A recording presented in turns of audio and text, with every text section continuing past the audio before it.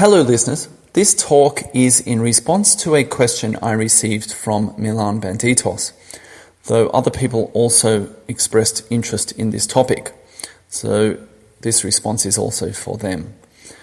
MilanBanditos asked me, why aren't East Asians as cool as we make them out to be?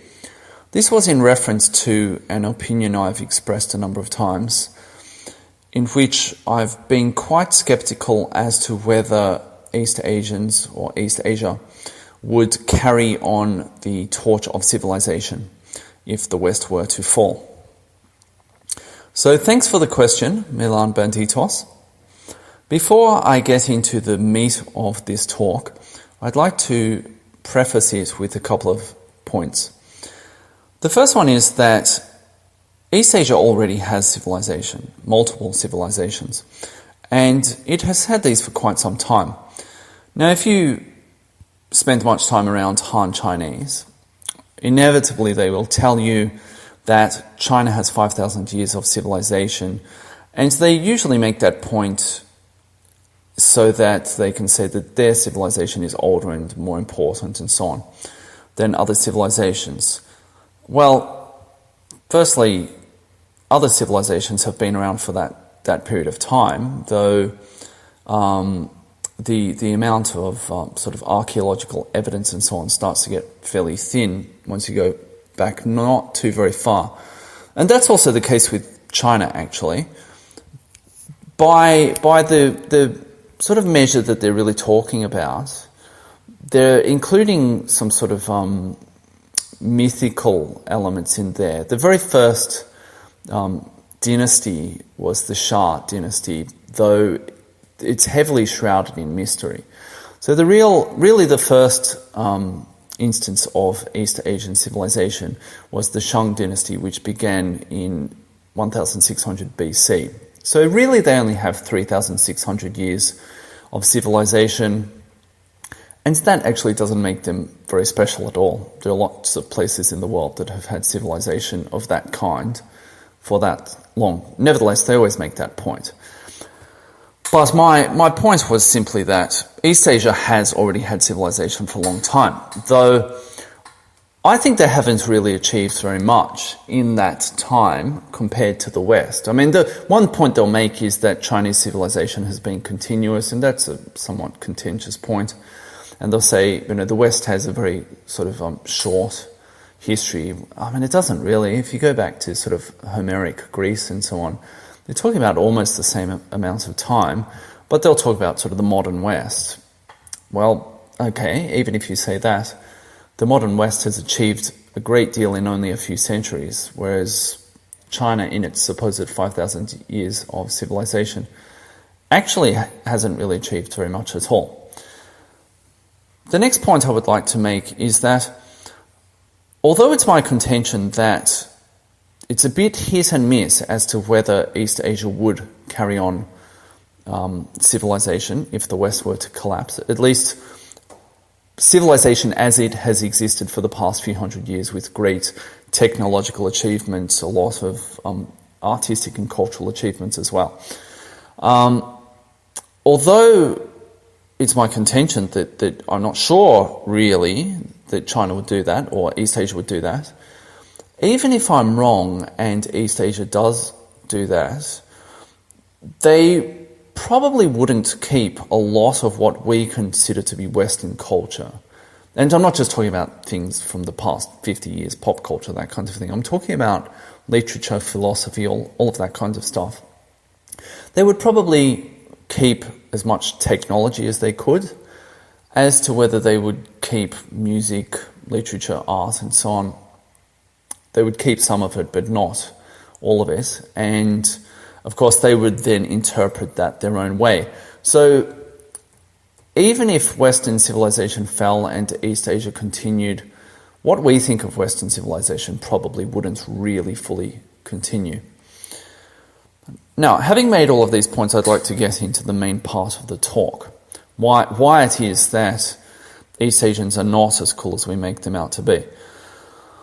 The first issue is a pet issue of mine. It's demographics and specifically fertility levels. This is something I've mentioned multiple times in different talks. East Asia is in real trouble in terms of fertility levels. There are many places in the West that are also in trouble. Some European countries have quite dangerously low fertility levels. Germany and Italy, I think, are two of the worst. But East Asia is in really bad trouble. So I'll just run through their TFRs. TFR stands for total fertility rate. And basically, it measures how many children a woman will have across her lifetime. And replacement is approximately 2.1. So if you're not getting 2.1, your society is basically going to die off. It's going to get older and then it's going to die off. And eventually there'll be problems, or even before then there'll be problems. So let's look at the TFRs for various East Asian countries. Singapore is the worst, not only in East Asia, but also in the world, on 0.81. So it's less than half replacement value. Macau is also in a similar situation on 0.94. Taiwan is on 1.12. Hong Kong is on 1.18. South Korea is on 1.25. Japan is on 1.40. And China is on 1.60. And it's ironic that China, despite having a one-child policy, actually has better fertility than all of those other East Asian countries. And you may say, why do they have 1.6 children if they have a one-child policy? There are exemptions given for that one-child policy. So particularly certain groups of ethnic minorities, there are actually 56 recognized ethnic groups within China, the Han Chinese being the overwhelming majority, but there are 55 other groups. And it's not uncommon for those people to have more than one child. They're allowed to. So, you can see by these numbers that East Asia is in real trouble demographically. And just as a comparison, the EU average is 1.60. So even the best of the East Asian countries, China on 1.60, is on par with the average in the EU.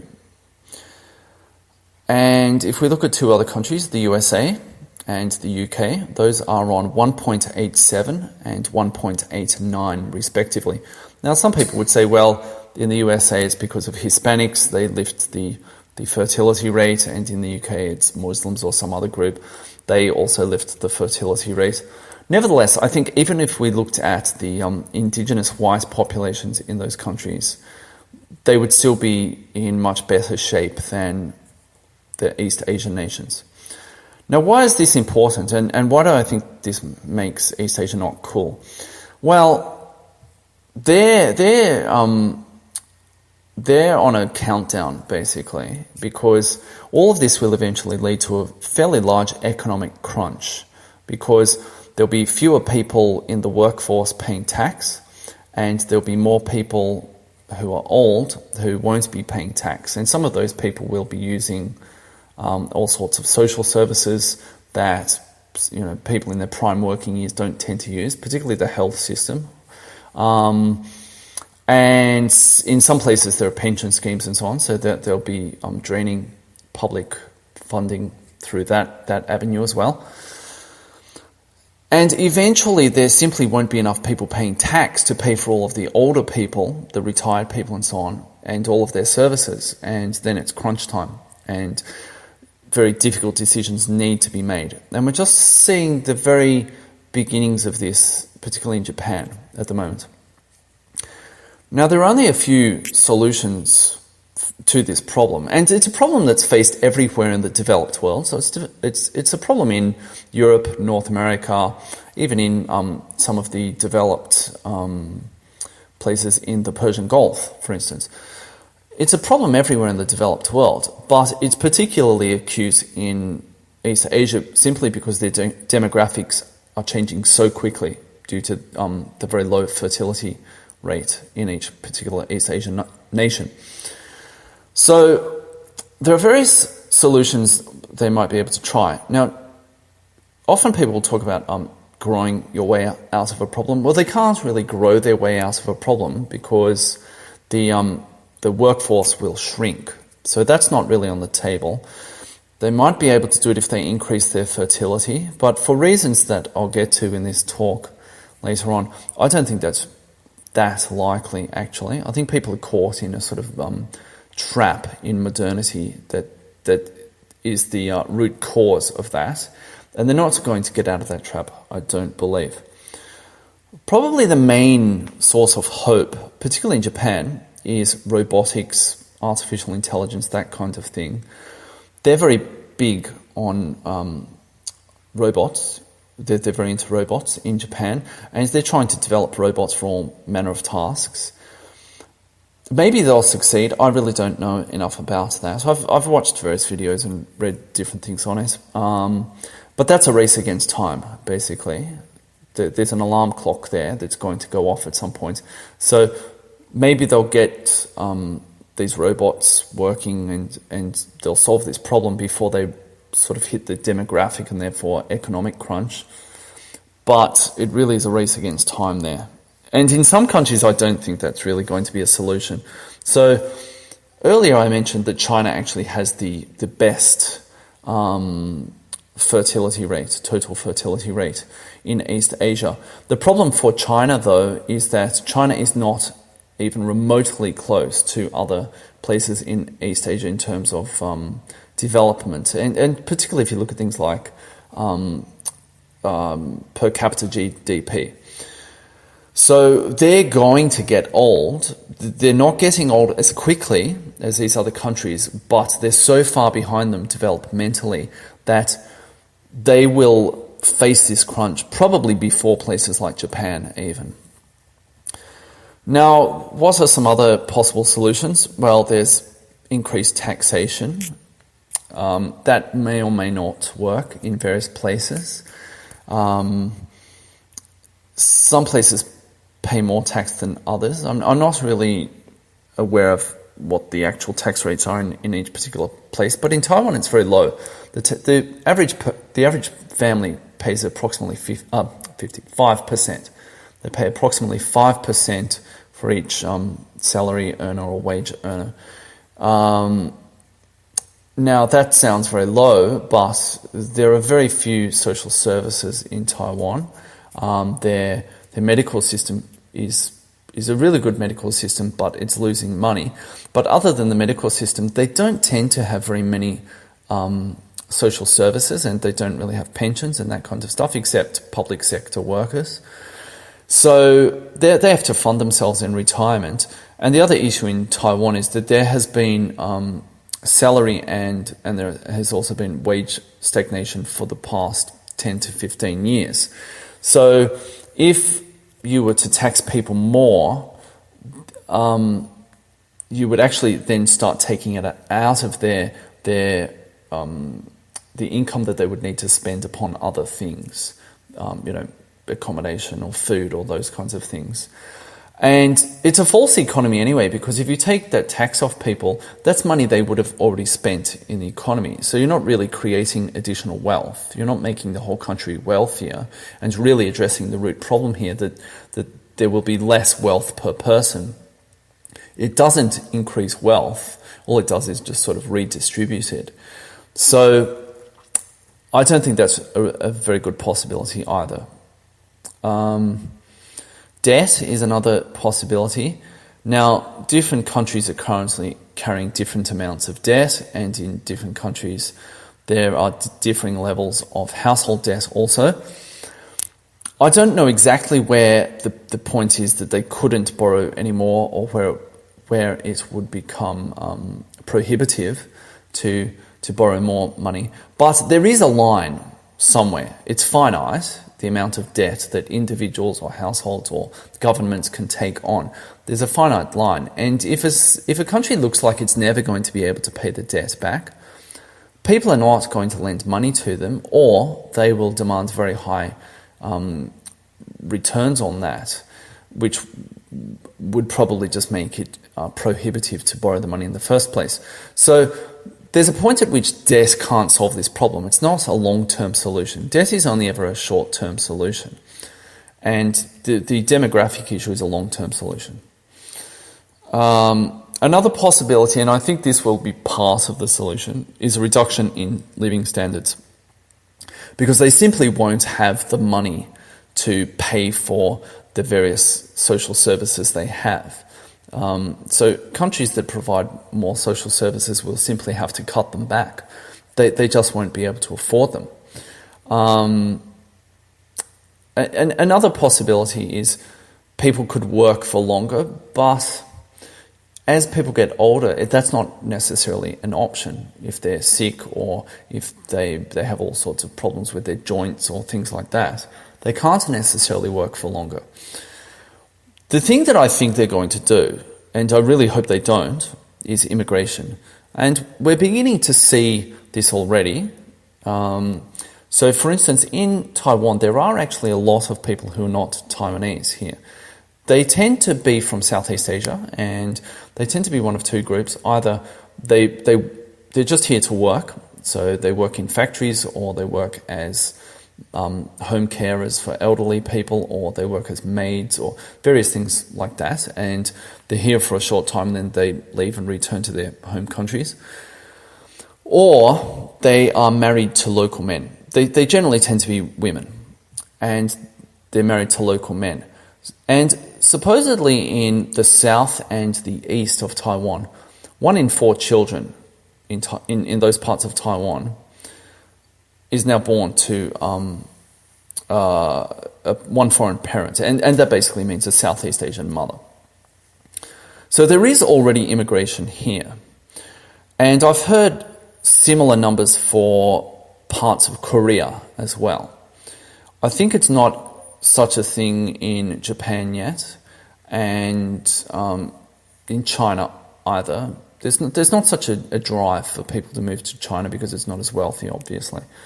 But nevertheless, there is immigration here, and more than that, there are also calls for it. People are beginning to push the idea that immigration is necessary to save the economies of these countries.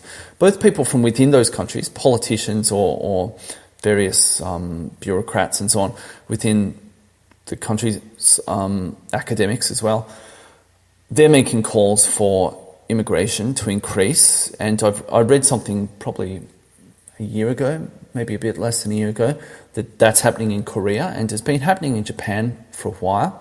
So far, they haven't really taken this on board that much. And of course, there are people from outside, usually Western governments or NGOs and so on, various think tanks and so on, pushing these ideas as well. Now, they haven't taken this on board yet, but the reason I think it will probably come, unless they get robots, is because they won't have any other choice. Most people act out of self-interest, and if you were to say to them, okay, you can do this thing you don't really want to do, or you can do something else that's going to be worse, which one are you going to do? They'll choose the one they don't really want to do if it's not as bad as the other thing. Now, there may be people in East Asia who say, no, we don't want foreigners coming here. And these countries tend to be far more nationalistic than Western countries. But at the end of the day, if there's a pensioner who gets to vote and the government says, all right, here's a choice. Either we're going to cut your pension by whatever, 10%, 20%, whatever the number is, and we're going to make all these reductions in the health system and so on and so forth, or we have a solution for you. We can bring in some people from Africa. Some people will say, all right, cut my pension, cut my health care. But, you know, people are self-interested. How many people would do that? Particularly, they might do it if it's only, you know, a few percentage points, the cuts. But as that chasm grew wider and wider, so there'd be a threshold beyond which they wouldn't go. And at which point they would yield and they would say, all right, bring in the Hindus, right? And of course, that would be disastrous for these countries. I really hope they don't end up doing that. But I think that's how they're going to go. And as I mentioned, there are already calls for it. And it's pushed in exactly the same way that it is in the West, or was in the West back in the day, that, we need this for economic reasons. They don't push all this, benefits of diversity and all this nonsense on them. But eventually they would probably get to that point as well. So I just wanted to point this out because sometimes I see a claim on the alt-right that's a little bit false, where people always claim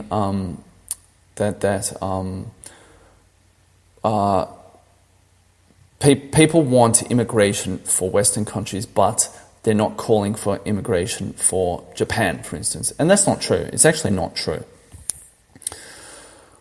All right, now, the next thing, why I think East Asia is uncool, and why I think it's not going to carry on the torch of civilization. I mean, it's not going to be able to if they're all those old people, of course, or if they flood Japan with Hindus or something like that. The next thing is the cathedral.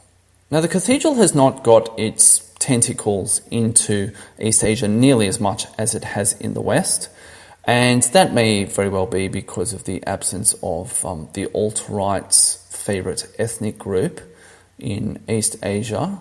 But nevertheless, the tentacles are slowly getting in.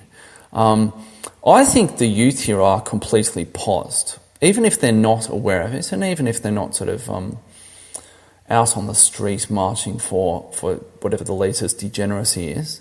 The way they live their lives, they have been completely taken over by consumerism, for instance. Consumerism is something else here. You may think that there's consumerism in the West, but it's really off the charts here. I mean, these countries, they're just full of people just blowing their money on crap, essentially, and taking selfies of themselves with plates of food and attention whoring on Facebook and all this other nonsense. Like here's the latest thing that I've just blown my country's money on, essentially some frivolous crap that's not going to be, that I'm going to throw away in 3 months. They're massively into consumerism, and many other aspects of their behavior are completely degenerate. So they're into particularly in Japan, every weird subculture there is in Japan, and many of them started in Japan and then went to the West later on.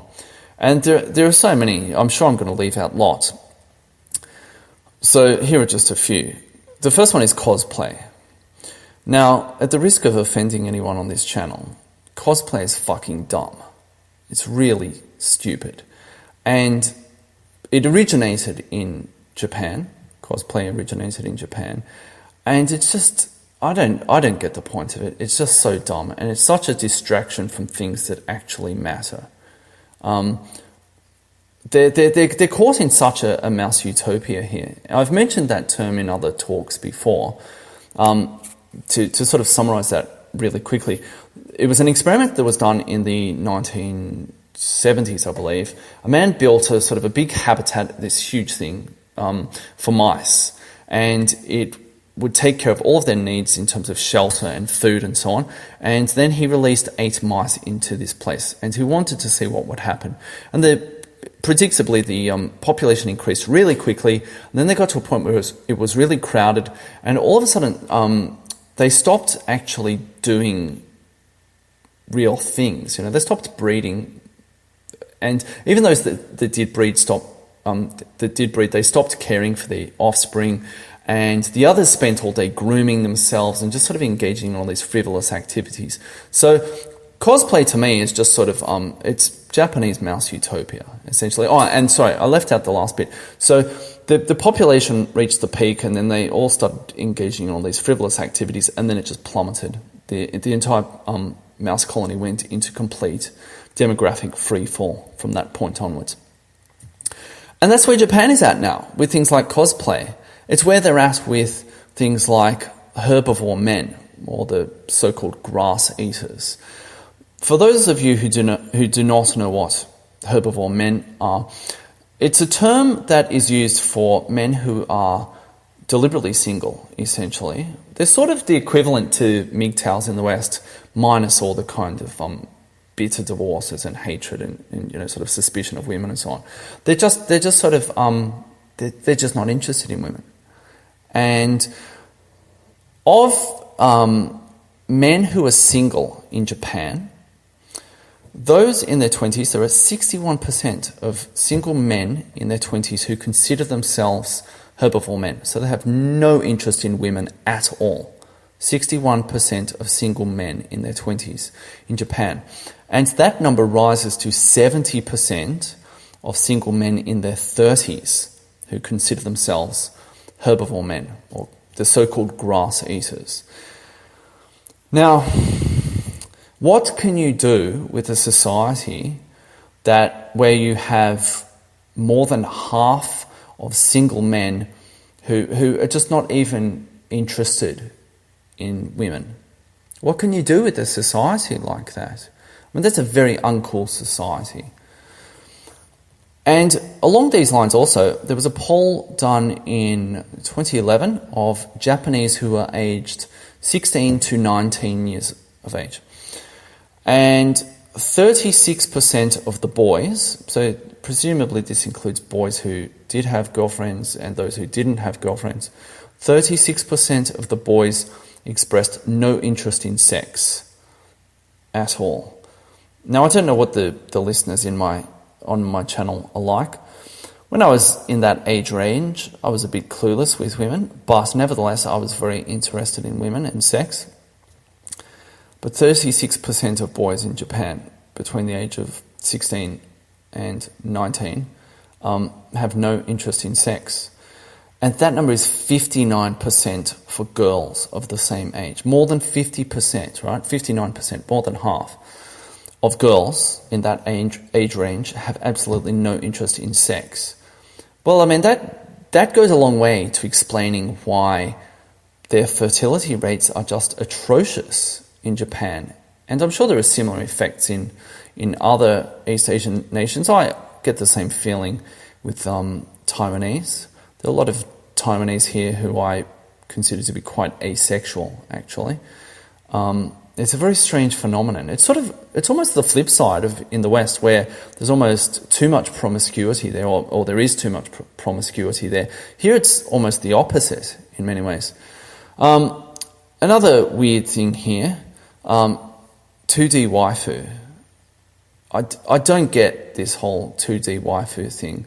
If you don't know what that is, it's basically these guys who have a 2D wife or a 2D girlfriend, a two-dimensional wife or girlfriend. So they have these pillows with like a face of an anime character, and they cuddle them. Or they have these characters on their smartphones, and it's bizarre. It's completely degenerate. It's complete mouse utopia. When you'd rather have a girlfriend who is a pillow.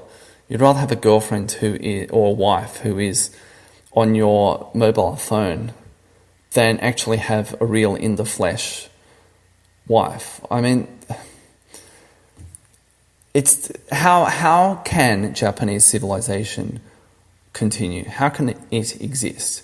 And these things exist to a lesser extent in other East Asian nations, but how can they continue to exist with this kind of nonsense, really?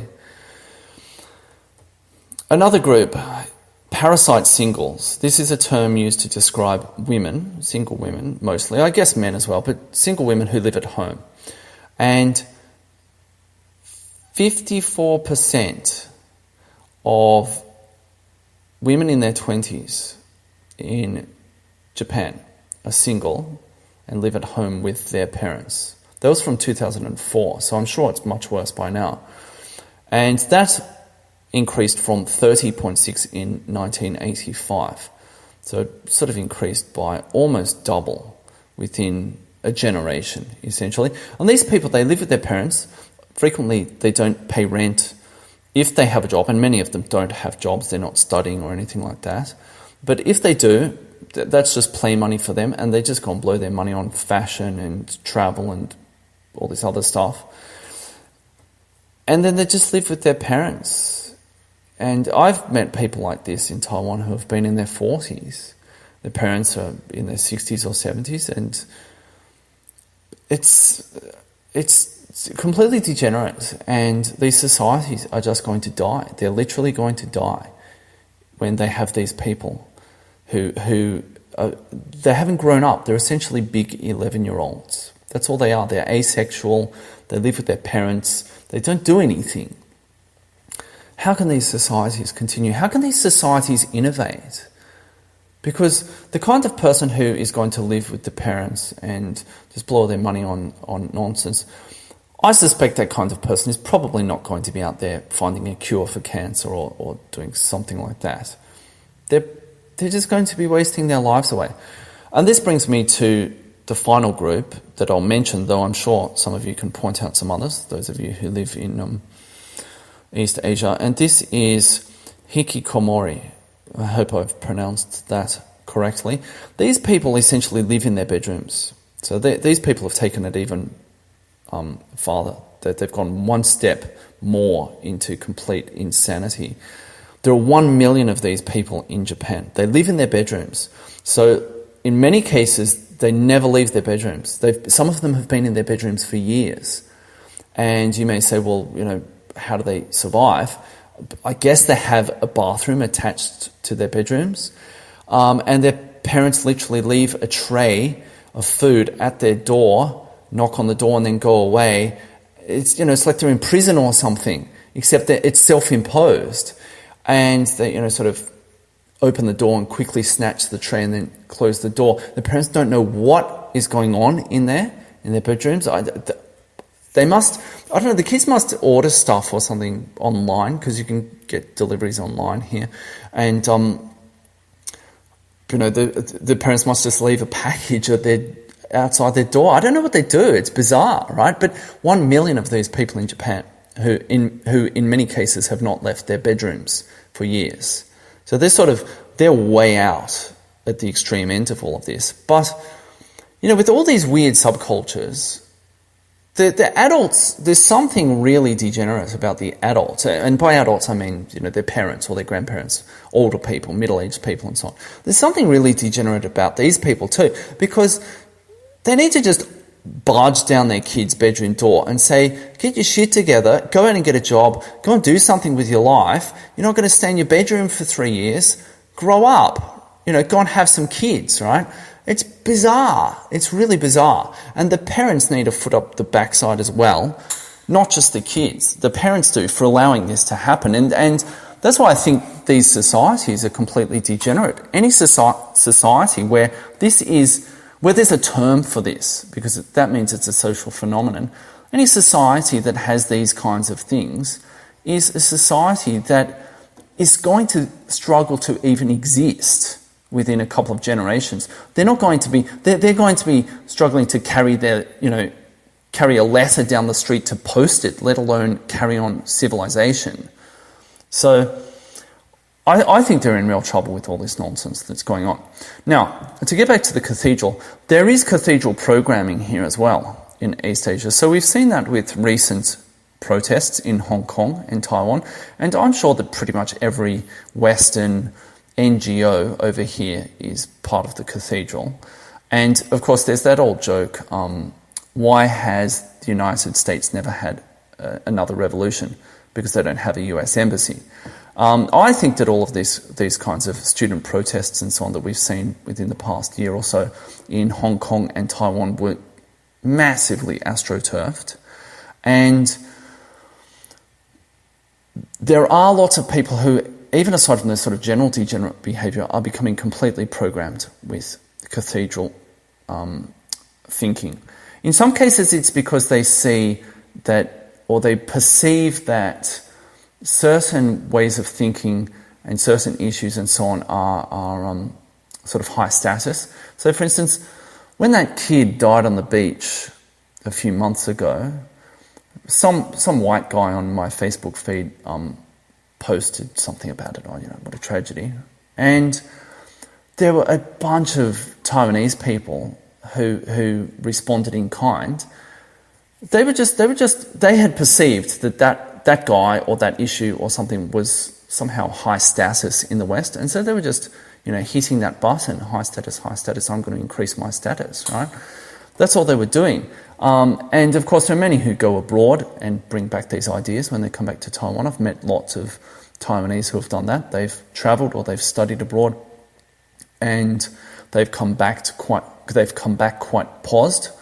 Now, another example of this is, and I think this is somewhat indigenous or homegrown. This is a website that I stumbled upon a few months ago, maybe 3 or 4 months ago. I'm not sure exactly.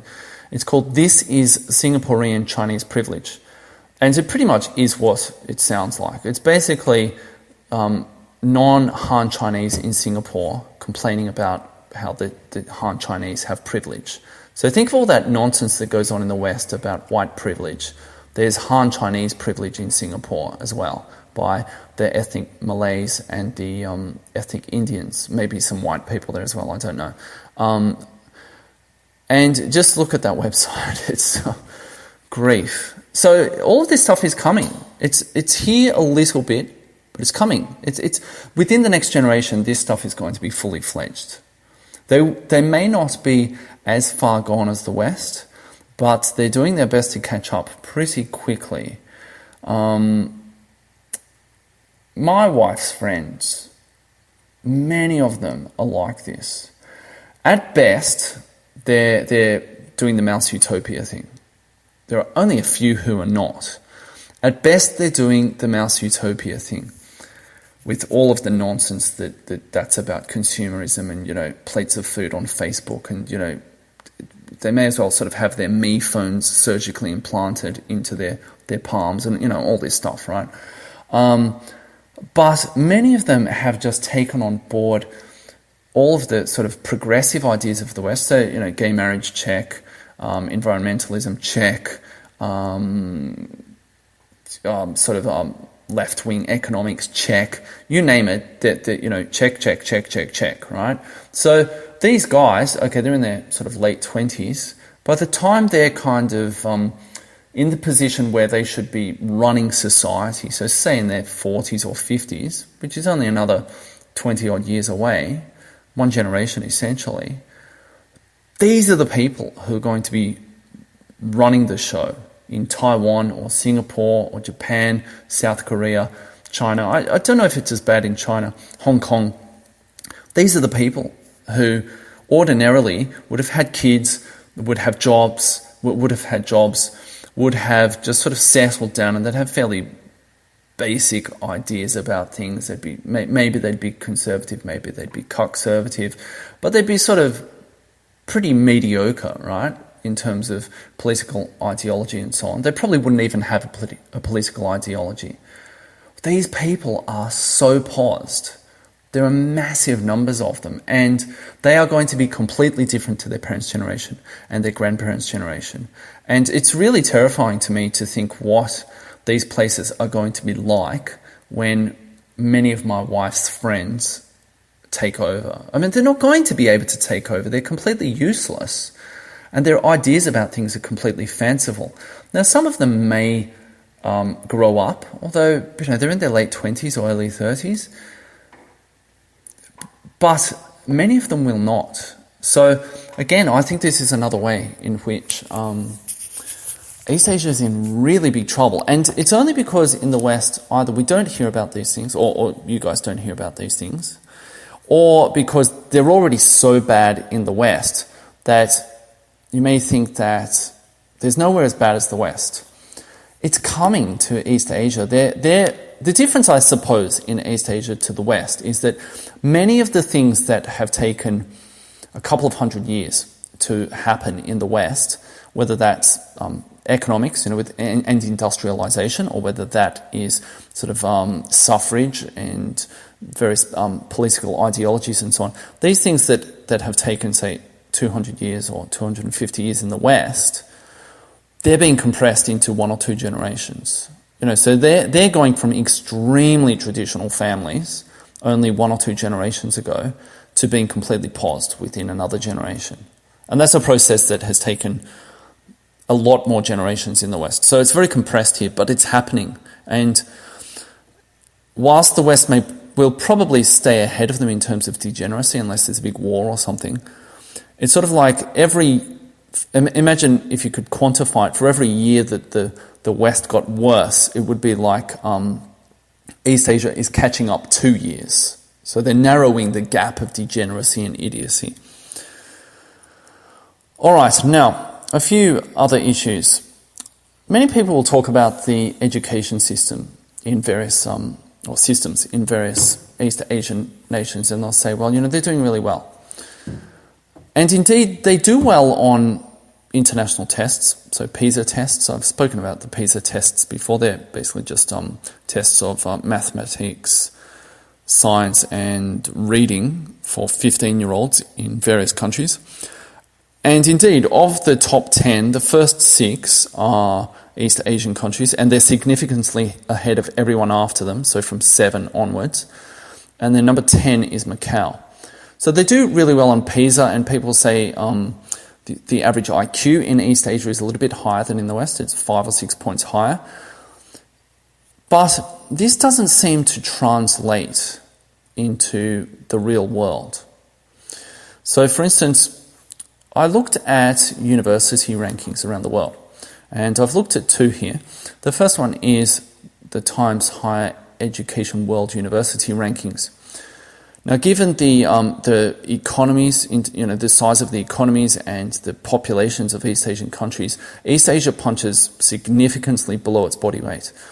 Out of the top 25 universities in the world, only 2 are from East Asia. Out of the top 50, only 6 are from East Asia. And out of the top 100, only 11 are from East Asia. And Taiwan is not even in the top 100. The other ranking I looked at was the QS World University Rankings.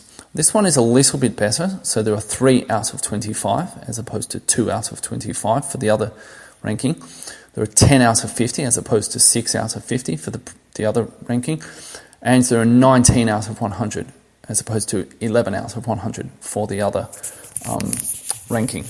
And Taiwan has one university in the top 100 in the world.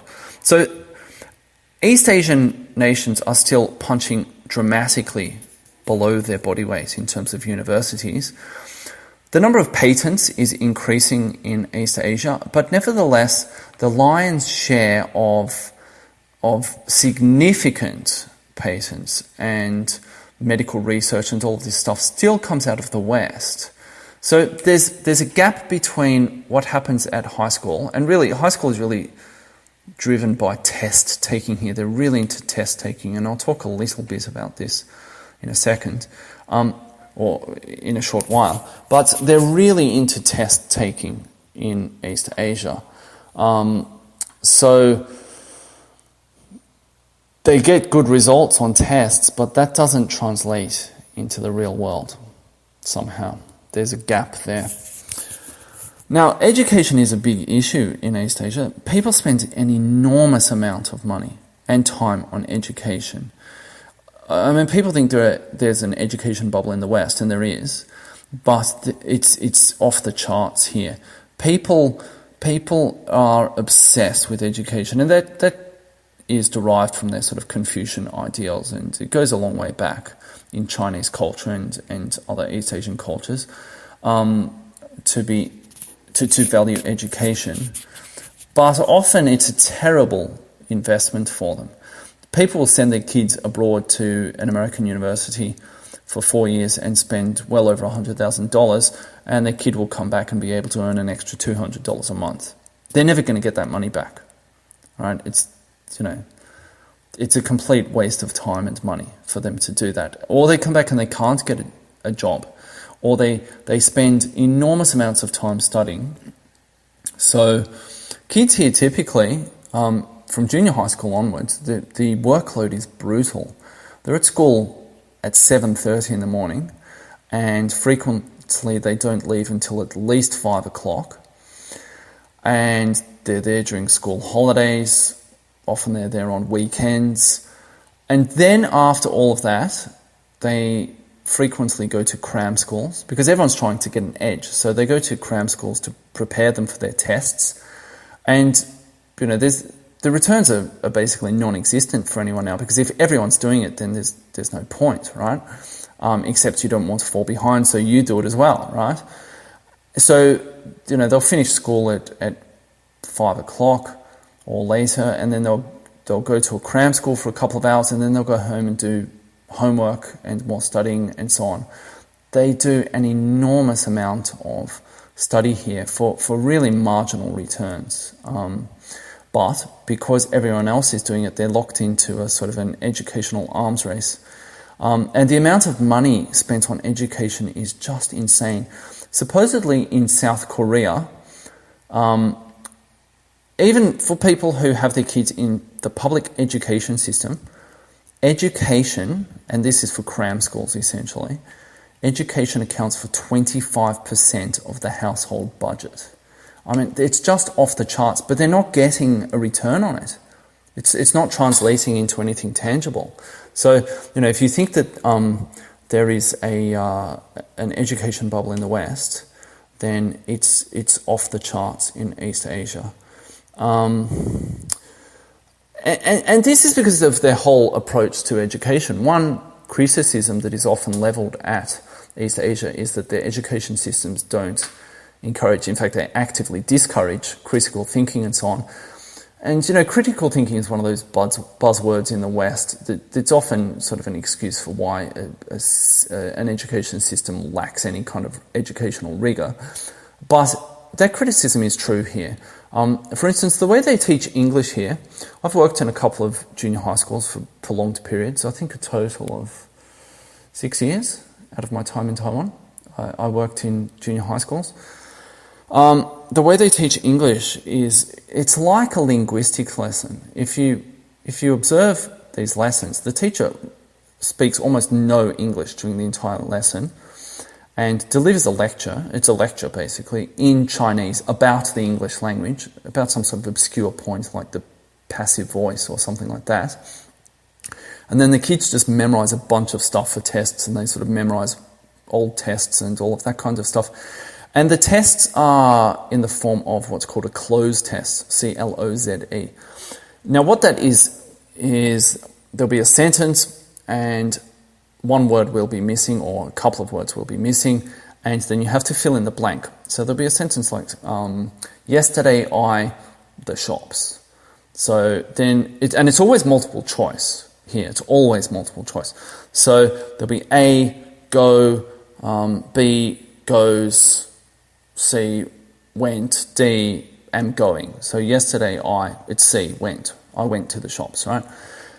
And that's how they do their English tests here. And you get these kids who can get 100% on these tests, and they cannot answer the most basic of questions in English. So at the second junior high school I went to, when I arrived at that school, I gave all of the students a very short oral test, 6 questions, along the lines of what's your name, how old are you, what are your hobbies, what were the others? I think there was something about their family. How many people are in your family? Who are they? And I can't remember the other question. So they're pretty basic questions. And these kids were in the 7th grade, the 8th grade, and the 9th grade. So those kids had, if they were in the 9th grade, at the beginning of the 9th grade, they had already studied English for 6 years at that point at school, plus whatever they did outside of school in cram schools and so on. And the majority of the kids, virtually, probably about 80% of the kids, were lucky if they got one question right. What's your name, essentially? And there were only a couple of kids who got 3 or 4 questions right. No kids got all 6 questions right. These are kids who can do some crazy test on, the past perfect continuous, or something like this. But if you say, "How old are you?"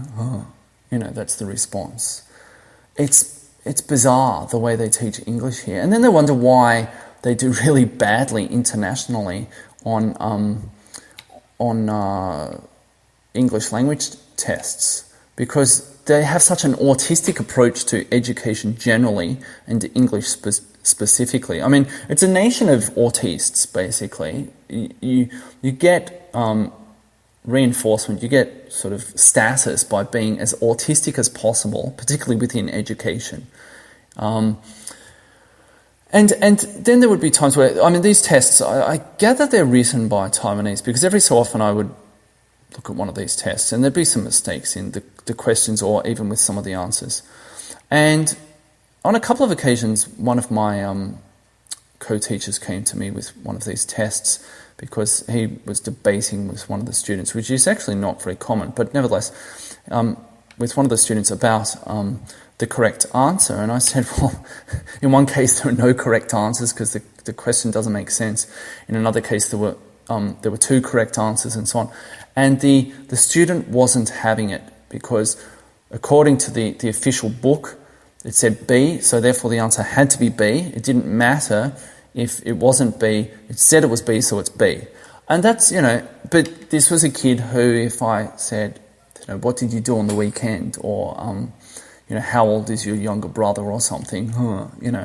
That kind of thing. But, that kid can get 100% on the test according to, some sort of often incorrect set of answers and so on.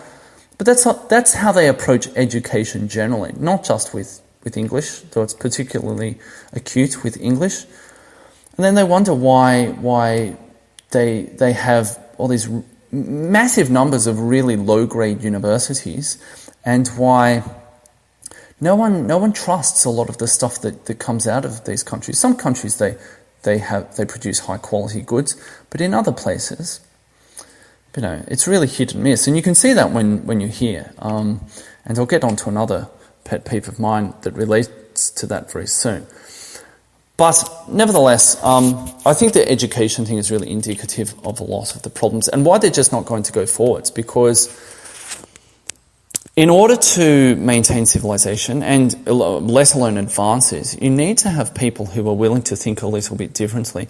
You don't want everyone doing that, and you don't want that to just be an excuse for, Johnny can't write correctly, he can't spell his own name, but that's okay because, it's all about what he feels, all of that sort of touchy-feely nonsense in the West. You don't want to go that way, but they've gone in the complete opposite direction to the point where everyone's autistic. These kids, they can probably tell you pi to 7,000 decimal places.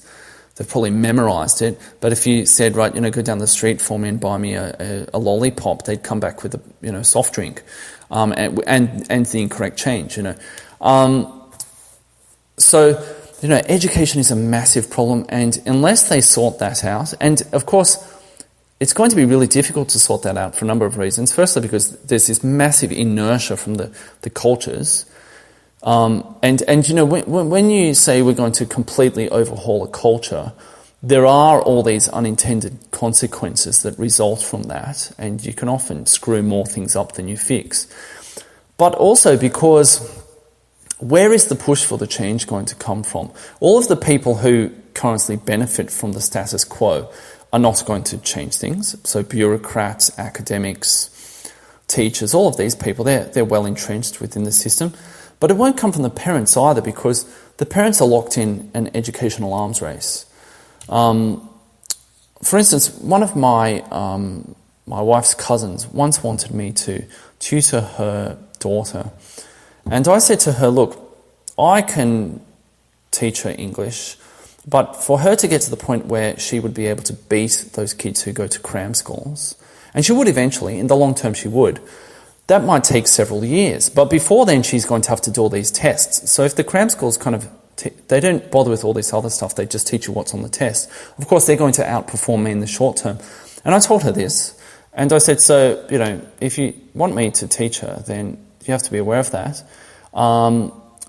But if you want your daughter to do really well on her test in 6 months or a year, I'm not the guy, send her to one of these places. And so no one is ever going to say, right, that's it, I'm just bowing out of this race, because, they risk making themselves a loser by doing that. They risk making their children lose at life, because then their children will be even farther behind everyone else. So it's unclear to me how they'll reform this problem, and yet innovation is not going to come out of East Asia. Civilization is not going to, name me a famous Chinese or Japanese composer, or philosopher who has been around in the past few hundred years, or even scientists. I mean, they do have scientists here, but if you look at the number of Nobel laureates and all of this sort of stuff, it's all in the West. All this stuff is in the West. And if you're a really smart Asian, you go to MIT, you go to Caltech or one of these places. You don't go to an East Asian university. If you want to do really interesting, serious research, you go over there and do it. You don't do it here. So that's going to be a big problem, and I can't see how they'll get around it, to be honest. Now, there's another pet peeve I have here, and that is the driving. And I think the driving actually sort of encapsulates a lot of what's wrong with certain parts of East Asia. It's not, from what I've heard, it's not such a problem in Japan or Singapore, but it's certainly a problem in Taiwan, and I've heard it's a very big problem in China. I'm not sure about South Korea. Now, driving here is, there are a number of ways you could look at it. Interesting might be one way. Exciting, thrilling, nerve-wracking, infuriating. Driving here is just completely insane in Taiwan.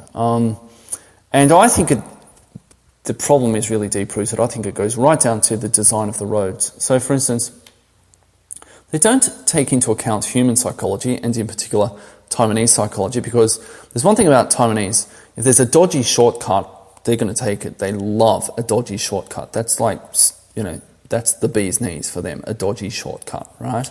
So any system that doesn't take into account the psychology of its people is a poorly designed system. I mean, you might want to try to change the psychology of the people, but needless to say, you still need to take into account the current psychology. And so many of the roads here are one lane for considerable stretches. They don't have overtaking lanes for 10, 15 kilometres. And people here, they start getting impatient and they start doing reckless things as a result. Those are badly designed roads. That's the first thing. The next thing is that the way they do their driving tests, as I mentioned before with education in general, it's completely autistic. So the way they do their driving tests is as follows. They do the recent test and all that kind of stuff. I believe they don't do the thing where you touch the screen. When there's a video and you have to touch the screen to indicate when you think you would stop at an intersection or something like that, depending on the weather or other vehicles on the road and so on. They don't do that. But the actual practical test it's almost hilarious, actually, the way they do it. They do it in a closed circuit, so there are no other vehicles. They're not out on the road. Like when I did my driving test in Australia, I was out on the road with hundreds of other cars going past me and changing lanes and turning and all of this stuff, and I had to deal with that, right? They don't do that here. They do it on a closed circuit. So you drive up to, there's a fake traffic light. It turns red. You stop at the fake traffic light, and so on and so forth. And when they do the parallel parking and all of this kind of stuff, they do it. The Asians love painting by numbers. East Asians love painting by numbers, and they do the same. They literally do. You get to this position, you turn the steering wheel 2 times in that direction, and you turn it 1.5 times in that direction. You do it with your eyes closed, essentially. They don't look behind them. They look in their mirrors when they reverse as well. So they do all these things they get them through the test. They pass the test, but when they get out on the road, there is complete pandemonium. People have no idea what they're doing. They do the craziest things.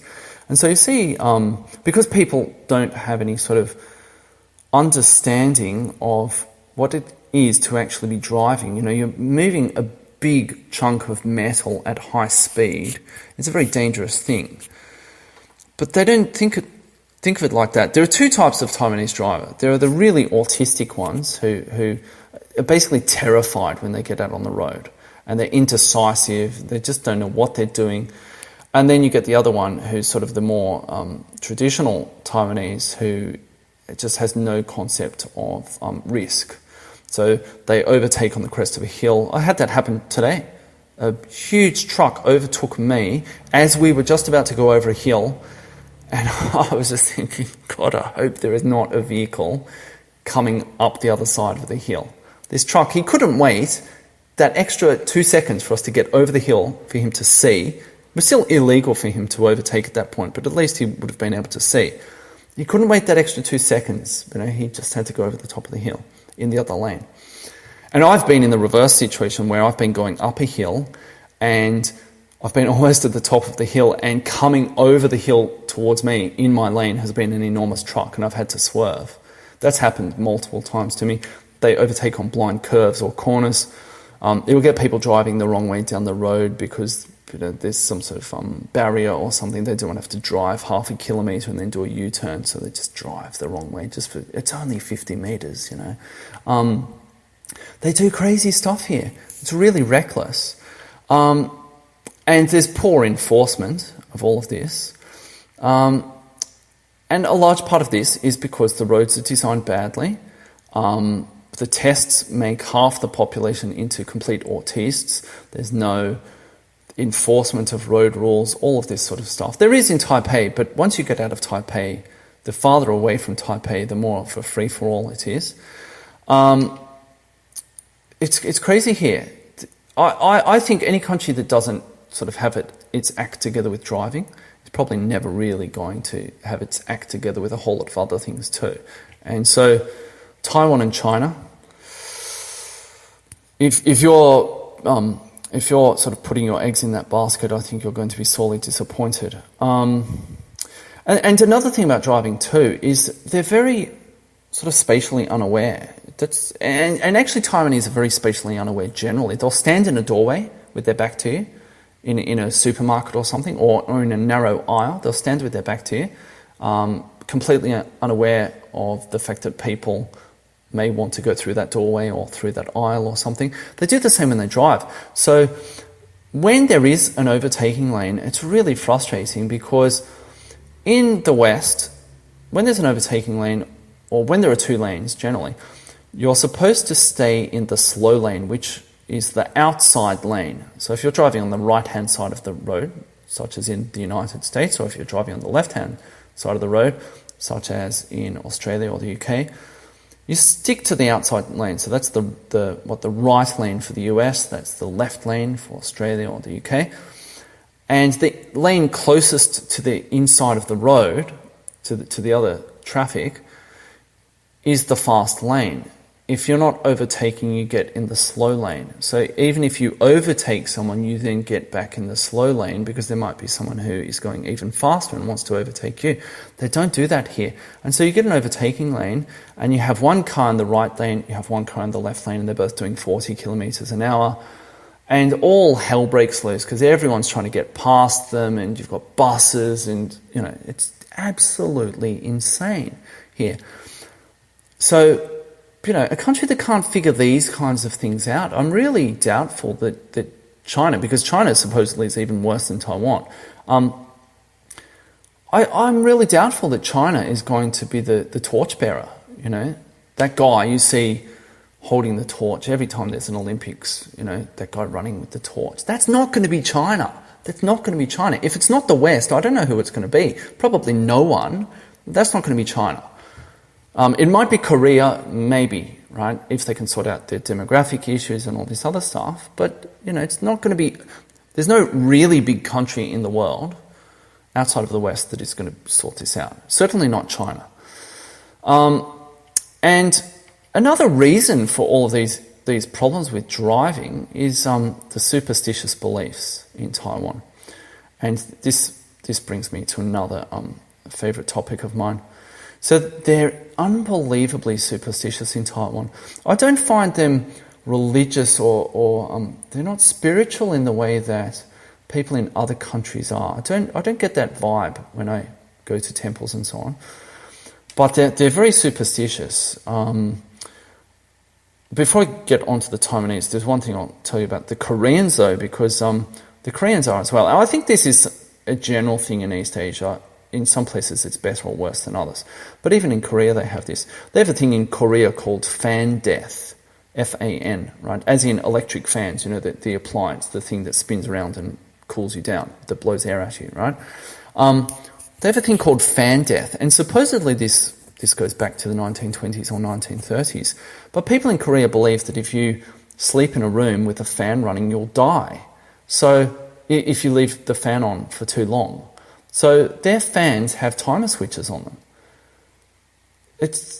And there have been various attempts to explain this by Korean academics, you know, hypothermia or asphyxiation, these kinds of things. It's absolute nonsense. It's absolute nonsense. What about all the people in other countries sleeping? I sleep with the fan on every night in Taiwan. I'm not dead, you know, and there are millions of other people who have been doing it for decades, right? But they have a thing in Korea called fan death. I don't know what other superstitions they have in Korea or Japan, but the Chinese-speaking world, there are too many for me to list. They have an obsession with luck here. Everything's about luck. Luck, money, ghosts, they're sort of the perennial favourite topics for Taiwanese. So one of the ways this manifests itself is by burning ghost money. It's fake money, and they burn it in furnaces or they burn it in little drums, sometimes on the street or outside an office or something like that. And they have great wads of this stuff, and it's really bad for the environment. You know, there's these huge plumes of black smoke on particular days of the year. You're driving around and you cough. And I actually live next to a temple, and you know they sort of burn half the Amazon rainforest on particular days of the year, and the smoke, you know, we have all the windows shut and everything, the smoke still comes in the house. So they burn great wads of this stuff, and it's supposed to bring them good luck. And so people, I'm not kidding you here, what they do is they go and burn this stuff. If they're going on a journey, they burn it. They're not going to have an accident now because they've burnt ghost money. That's how they think, and that's why they drive like maniacs, the traditional Taiwanese here, because they burnt some ghost money that morning, so, you know, and they're good drivers, so they're not going to have an accident. And, you know, every time I take a long journey, I see an accident. I see someone who's had an accident. And I always think, well, that guy wasn't going to have an accident. He burnt some ghost money. What happened to him, you know? But they're obsessed with this sort of stuff. And ghosts. There's actually a thing called Ghost Month in Taiwan, and it moves each year because of the lunar calendar, but it's usually around August. And basically the gates of hell open for a month. And so there are all these prohibitions on things. You're not meant to do a whole lot of things. And the list is sort of, I don't even know how long the list is. You can't start a business. You're not meant to get married. You're not meant to go swimming. You're not meant to go on a long journey. You're not meant to move into a new house. You know, basically you're not meant to sort of do anything new or different, right? Because otherwise a ghost is going to grab you. People leave their lights on all the time when they're at home in the whole house because they're scared of ghosts. Seriously, scared of ghosts. There's all this sort of stuff. It's really something else. And again, any place where people say, I'm not going to have an accident because I burnt some ghost money this morning, or you know, I'm not going to go swimming tomorrow because the ghosts might grab me. I'm really skeptical as to how a place like that, because it's worse in China apparently, and really when we say East Asia, you know, China's the 300-pound gorilla in the room, right? In this thing, you know, the rest of, you know, Taiwan's a little macaque or something, right? China's the big one, and it's worse in China. I can't see how these places are going to carry the torch forwards. I really can't. And so some more things about superstitions here. They have a thing about numbers and words. Various words sound like various other words. And it's not just numbers, actually. So if there's a word that sounds like a bad word, then you don't say that word, or you don't want to do something associated with that. So the number 4 is a very unlucky number in Taiwan. And just like in the West, it used to be common to have no 13th floor, they don't have a 4th floor in a lot of places, because the word for 4 sounds like the word for death. Whereas the number 8 sounds like, I think it's good fortune. So that's 8 is a lucky number. And actually in the West, there are all these cases of apartments that are number 8 or number 88 or number 888 selling for huge amounts of money to East Asians, basically, because they consider that apartment to be lucky, right? I mean, what if the guy who planned it just reversed the order of the rooms on that floor, you know? And then they have all these other words like clocks are really bad. I'm trying to think what clock, Jong, what that sounds like. It sounds like something really bad as well. So you don't give someone a clock for a present, and it's not to do with you know, you're running out of time. It's something else. I can't remember what it is. But clocks are really unlucky. Bats are lucky. The bats, you know, winged mammals. They're lucky because the word for bat sounds like luck. It sounds like the word for luck. Another one that I think is amusing is reading a book is a no-no if someone is playing a game, because that sounds like the word for lose. So my wife has told me that when she was a child and her parents were playing mahjong with other people, friends or neighbours or something, if she so much as even touched the book, let alone read the book, her parents would start freaking out because they were going to lose their game of mahjong and lose some money. I mean, it's, again, if someone is playing, I don't know, a game of Monopoly or, you know, something else, I don't know, some, you know, Hungry Hippos or something, right? And a person on the other side of the room opens a book, that person's going to lose their game of Hungry Hippos. These people are not going to carry civilization onwards. They're not. You can't think like that. And it's not just, you know, crazy people. It's not just poor, uneducated people in the countryside. I've had teachers and professors argue this stuff with me. I don't argue about it these days. I just sort of go, oh yeah, okay.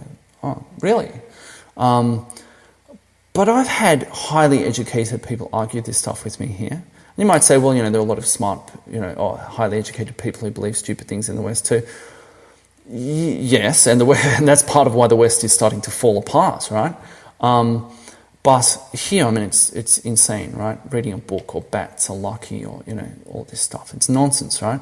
But my favourite one, this is my favourite of all of these things. And I think this also is sort of indicative of the problems here, is that people here are really into soothsaying and numerology, geomancy, all of these things, you know, sort of fortune telling, right? They'll go and consult one of these people to get a name for their child, their newly born child.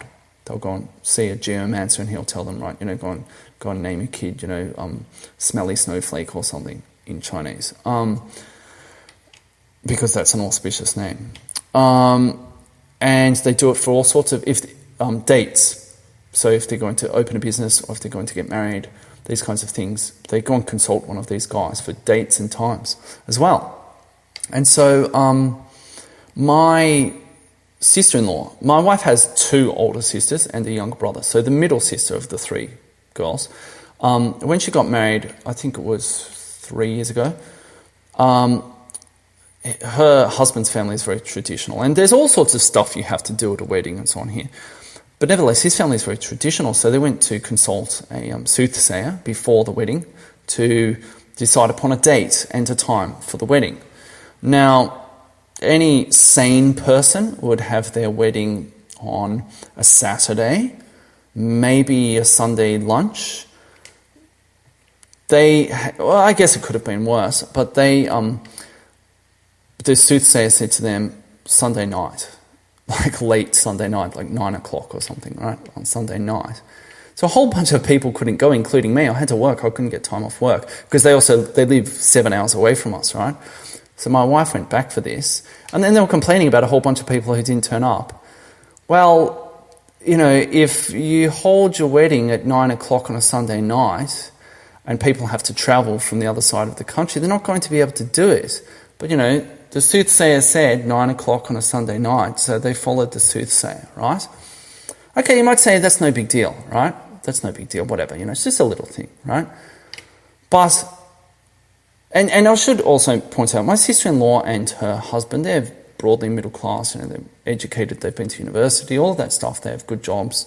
You know, they're, to all intents and purposes, if you just sort of looked at them and looked at their lifestyle and so on, they appear very, very middle class.